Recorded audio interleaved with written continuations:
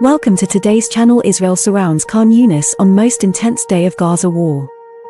Step inside the Al-Aqsa hospital and see the carnage and chaos being wrought in Gaza. This the aftermath of an Israeli strike on a school in Khan Younis where dozens had been sheltering. There are no words left for final goodbyes on the blood-stained floor. Two injured children lie silent and still another boy sobs uncontrollably. The Israelis launched mortars at us. He says, we were scared and couldn't sleep all night. We were praying. Nowhere is free from fear. But as the assault on Khan Younis intensifies, many are fleeing the city. Israel had ordered hundreds of thousands of Gazans to leave their homes in the north and come here, but they believe Hamas's leadership is in Khan Younis too now. Many neighborhoods are being told to evacuate as soldiers move in. Abu and his family have lived here in a tent for the past 50 days. Now they're on the move again. There is no safe place. Even the authorities have said there's no safe place in the Gaza Strip, but at the end of the day we just have to head to wherever we think might be a bit of safety. The Israeli army has said today saw the fiercest fighting of the war so far. They blame Hamas for hiding amongst the population. Military operations are accelerating as international pressure over civilian casualties rises. What is the Israeli army looking to have tangibly achieved in order for this war to be called off to be over? Realistically,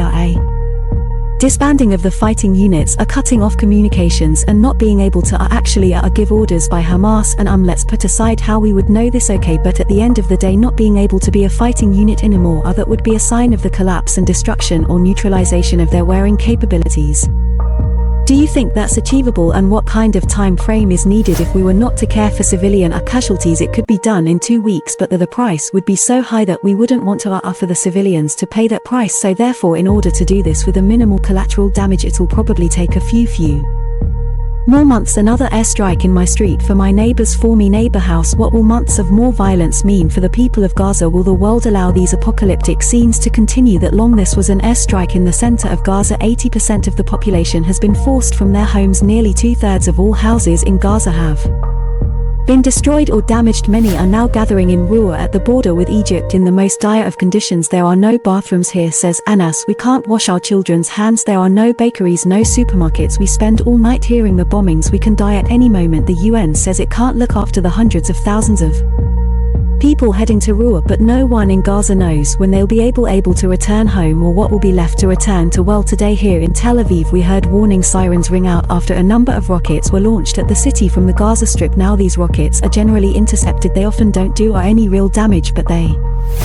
are a reminder that Hamas's military capabilities, or at least some of those military capabilities, still remain intact. The Israeli army says that it's fighting today around Khan Younis in the south, also in a number of locations in the north of the Gaza Strip. The Israeli military chief was also asked about media reports about possible plans to flood the Hamas tunnel network with seawater. He said that it was a good idea in his words, but wouldn't be drawn on specifics. Of course, one of the biggest challenges around something like that would be the fate of the more than 100 Israelis who are still kept hostile in Gaza. Relatives of some of them met with Prime Minister Benjamin Netanyahu today, though by all accounts it was a stormy meeting with relatives accusing the government of not doing enough to secure the release of their loved ones. Some of the freed hostages also are apparently describing their mistreatment at the hands of Hamas. The government insists that increasing the military pressure on Hamas is the best way to secure their release. Not everyone is convinced by that. Sandani there, thanks very much. Well, earlier I spoke to Talya Sarevic from the World Health Organization. It says people in Gaza who need medical treatment aren't getting it, and I asked him what this means in practice. The situation is catastrophic. We had team in Al-Nusra hospital, one of the hospitals in Gaza. They were saying that the capacity is like 300 beds and there were more than 1,000 patients. They are on the floor screaming, not being able to get medical care they need, and things will get only worse. The only solution is ceasefire and unhindered access. So we as W show together with other humanitarian actors can bring a humanitarian aid, including medical supplies. The Israeli government repeatedly say that it is giving people warning to move from areas before there is air attacks, ground attacks. Does that notice have any value? There is no safe place in Gaza right now. People are just being pushed. We are talking about 2 million people who have been pushed around and pushed into corners, and what we are seeing now is that more and more people getting into parts of south of Gaza, and that's not safe place. That's not a definition of a safe place. You have been consistently saying, particularly in the last few days, you've recorded an unprecedented number of attacks on health care in Gaza, on hospitals. Keep saying this must stop, but no one is listening to you, are they? We have been consistently calling on release of Israeli hostages who are being held in Gaza as well, and the truth that was going on for a week or so helped to bring in some medical supplies and brought some relief. Unfortunately, what is happening now It's just more misery, more suffering, more death. You were told yesterday directly to move supplies from a warehouse in southern Gaza by the Israeli Defense Force before that warehouse would be put out of use by a ground assault. How do you do that practically? Was it even possible? We were told that we better move out our supplies because there would be military engagement in the area and we would not be able to access supplies that we had in that warehouse. So that's what we did, because we need those supplies, because those supplies are needed in hospitals that are still functioning, and we spent a day of trying to find a place where those supplies could go.